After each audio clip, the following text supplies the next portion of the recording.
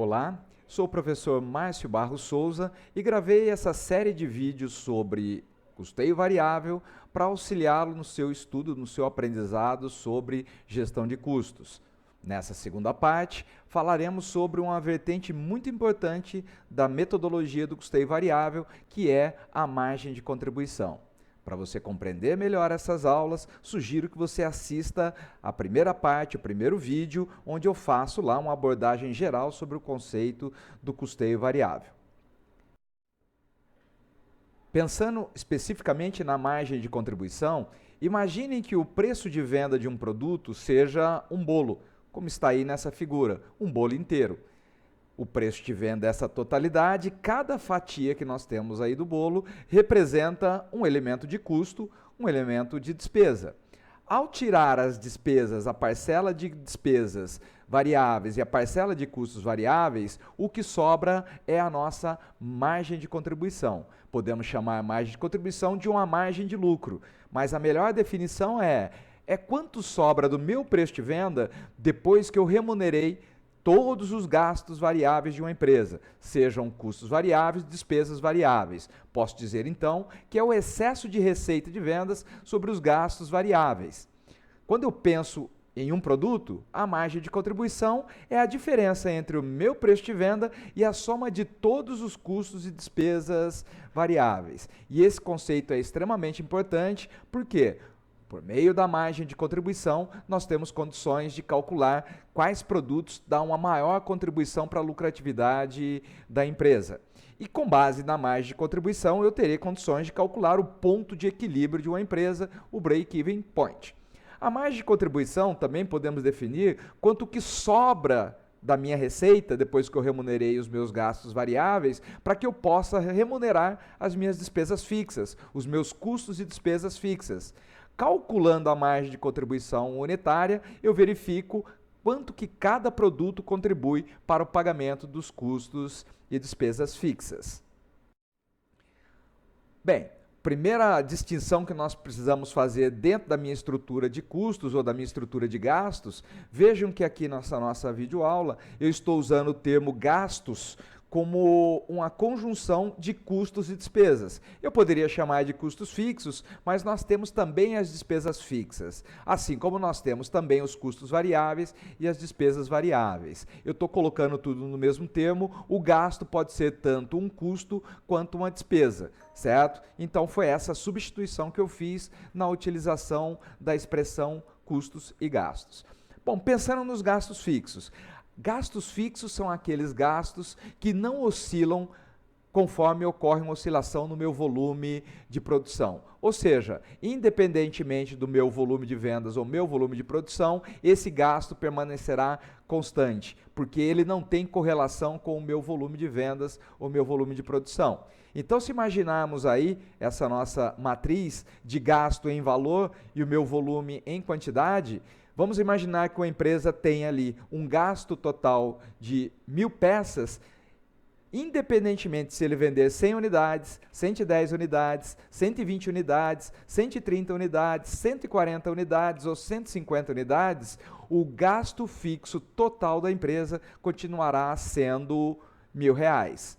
Obviamente, quando eu falo do gasto fixo unitário, quando eu calculo esse unitário, ele vai ser menor, porque aí eu estou tendo um ganho de escala. Mas para a nossa metodologia de margem de contribuição, o que importa é, independentemente se eu vender 100, 110 ou 120, eu vou incorrer esse gasto fixo de R$ 1.000, e ele não oscila de acordo com o meu volume de produção.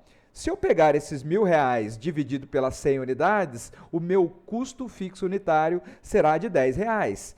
Bom, o que acontece se a minha produção aumentar para 110 unidades? Eu tenho uma economia de escala, o meu custo fixo continua sendo 1.000, mas o meu custo unitário cai para R$ 9,09. Se eu continuar aumentando a minha produção e passar a produzir 120 unidades, o meu custo fixo unitário cai para R$ 8,33, certo? Mas para nós o que importa é, independentemente do volume de produção, o gasto fixo total permanecerá o mesmo.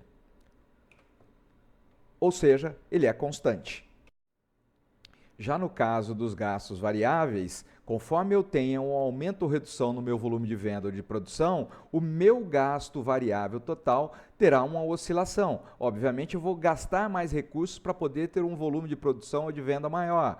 Então, por exemplo, se uma empresa tem lá um volume de vendas de 110 unidades, ele tem um gasto variável de 10. Conforme a minha produção e venda vai aumentando, o meu gasto variável total vai aumentando porque ele tende a ser crescente. Da mesma forma, ele pode ser decrescente, porque se eu estou num volume de vendas de 150 unidades e eu volto para um volume de venda de 120 unidades, o meu custo variável total ele também se reduz. Certo? E essa é a principal diferença entre o custo fixo e o custo variável. A definição ela é bem simplória. O custo fixo, ele é fixo, permanece o mesmo independentemente do meu volume de produção, e o gasto variável, obviamente, é variável. Ele aumenta ou diminui de acordo com o meu volume de venda ou de produção. E isso é fundamental, porque para eu calcular a margem de contribuição, eu preciso subtrair do meu preço de venda ou do meu faturamento todos os gastos variáveis.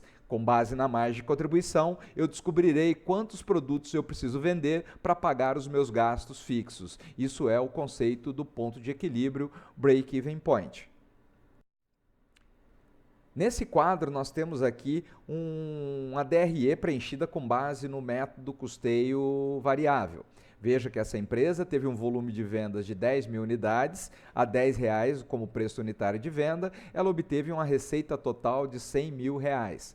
Se eu descontar o custo variável total de 10 mil, vamos dizer que seja a matéria-prima, a energia elétrica direta, mão de obra direta, aqueles que oscilam de acordo com o meu volume de produção, foi de 10 mil, e que eu tenho uma despesa variável total de 5 mil. Por exemplo, comissão de vendedores, verba de propaganda variável, etc.